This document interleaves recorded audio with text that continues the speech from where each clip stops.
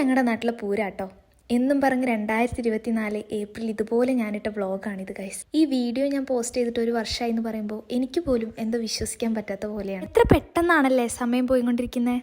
ഇന്ന് after 1 year അമ്പലത്തിൽ വീണ്ടും പൂരാണ്. അങ്ങനെ ഇതാ രാവിലെ തന്നെ നമ്മൾ അമ്പലത്തിലോട്ട് അന്നദാനം കഴിക്കാനായി വന്നിട്ടുണ്ട്. ഇവിടുത്തെ ഈ കേസരി ഇത് അടിപൊളിയാണ് ഗൈസ്, എന്താ ടേസ്റ്റ്. പിന്നെ നമ്മുടെ ഇഡ്ഡലി വന്നു, സാമ്പാർ വന്നു, കൂടെ ചട്നിയും വന്നു. അങ്ങനെ അതെല്ലാം കഴിച്ചു കഴിഞ്ഞപ്പോഴത്തേനും ഉച്ചയ്ക്ക് ഇതേ സ്ഥലത്ത് വീണ്ടും അന്നദാനത്തിന് വരണല്ലോ എന്ന് ആലോചിച്ചുകൊണ്ട് നമ്മൾ നേരെ വീട്ടിലോട്ട് വിട്ടേ. പിന്നെ ഒരു 6 മണിയപ്പോൾ നമ്മളെല്ലാവരും കൂടെ ആനപ്പൂരം കാണാൻ വന്നേ. കമ്പാരിറ്റീവ്ലി ഇപ്രാവശ്യം ആന കുറവാണ്. പൂരം കണ്ട് 2-3 സെൽഫി എടുത്ത് നിൽക്കുമ്പോഴാണ് ഞങ്ങളുടെ നാട്ടിലൊരു പ്രമുഖം വന്ന് എന്നെയും കൂടിയും കൂട്ടും മക്കളെ സെൽഫിയിലെന്ന് പറയുന്നത്. അപ്പോൾ പിന്നെ പ്രമുഖൻ്റെ കൂടെ 2-3 സെൽഫീസൊക്കെ എടുത്തു കഴിഞ്ഞ് നമ്മൾ ബോറടിക്കേണ്ടെന്ന് വെച്ച് ഐസ്ക്രീം ഒക്കെ കഴിച്ചേ.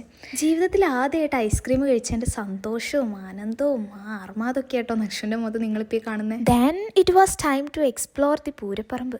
But we didn't buy anything. ഞങ്ങളിങ്ങനെ ഷോയ്ക്ക് നോക്കി നടക്കുക മാത്രം, ഒന്നും വാങ്ങില്ല. അത് കഴിഞ്ഞപ്പോഴത്തേനും നമ്മുടെ ഗ്രൗണ്ടിലോട്ട് പരിപാടികളൊക്കെ എത്താൻ തുടങ്ങി കേട്ടോ. എല്ലാ പരിപാടികളും ഒന്നിനൊന്നും അടിപൊളിയായിരുന്നു ഗൈസ്. പക്ഷെ നമ്മുടെ നാട്ടിലെ ക്ലബ്ബുകൾ തമ്മിലുള്ള ഒത്തൊരുമയും അവരുടെ കൃത്യനിഷ്ഠതയൊക്കെ കാരണം പോലീസിന് ചെറുതായിട്ടൊന്ന് ഇടപെടേണ്ടി വന്നു. പക്ഷെ വാട്ടവർ അത് അങ്ങനെ ഒതുങ്ങിപ്പോയി. പിന്നെ ഒരു 1/2-3 മണിക്കൂർ നേരത്തേക്ക് നല്ല ചൈനീസ് വെടിക്കെട്ടായിരുന്നു ഗൈസ്. നിർത്താതെയുള്ള വെടിക്കെട്ട് കാണാൻ നല്ല രസമായിരുന്നു. നോക്കി നോക്കി കഴുത്ത് വരെ കടഞ്ഞു. അപ്പം ഞാൻ നിർത്തി. അങ്ങനെ ഈ വർഷത്തെ പൂരം കഴിഞ്ഞു. ഇനി കുറച്ച് കഴിയുമ്പോഴത്തേനും അടുത്ത വർഷത്തെ പൂരമായിട്ട് ഞാൻ വരാം.